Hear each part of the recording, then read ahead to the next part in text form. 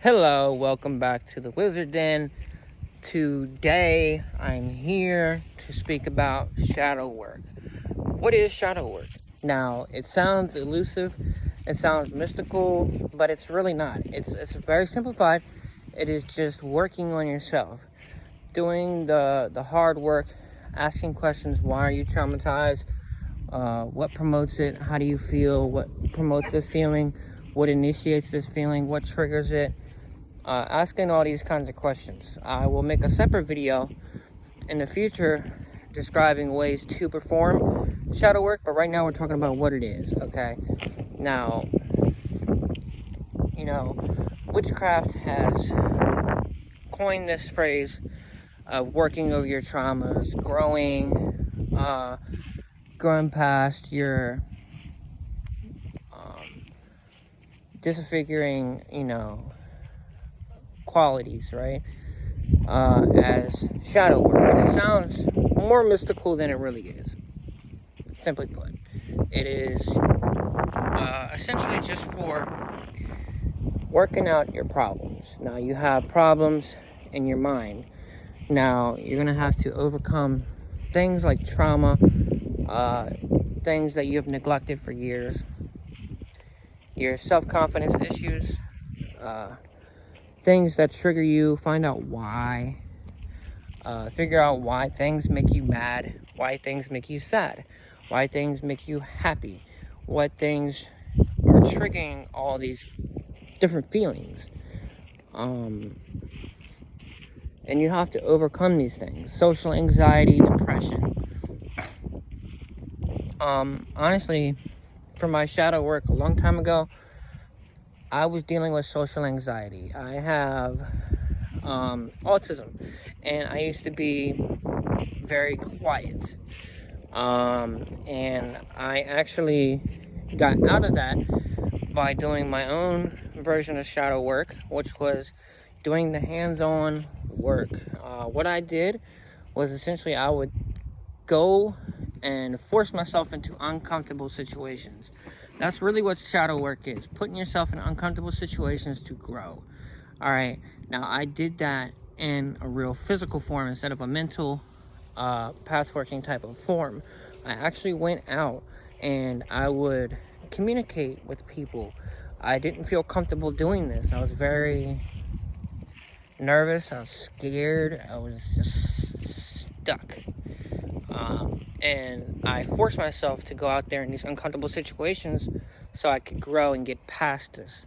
Now, this was like 9 years ago, but I forced myself to go out there and I would say, "Hi, how are you?" to at least 10 people at random in a store. It didn't matter, the conversation didn't matter. I would start with that.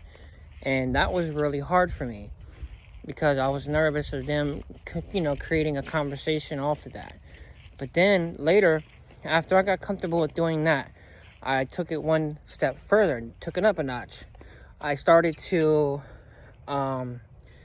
try to create a conversation. I had a little one-liner to start a conversation. "Hey, how you doing? How was your day?" And I would just do that to random people. And then I would take it one step further and try something different.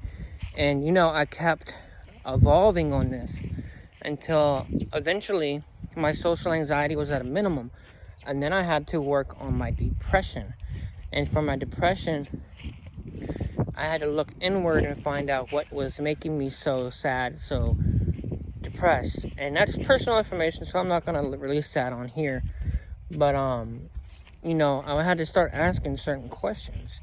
You ask certain questions, then you start looking inwards and finding these answers.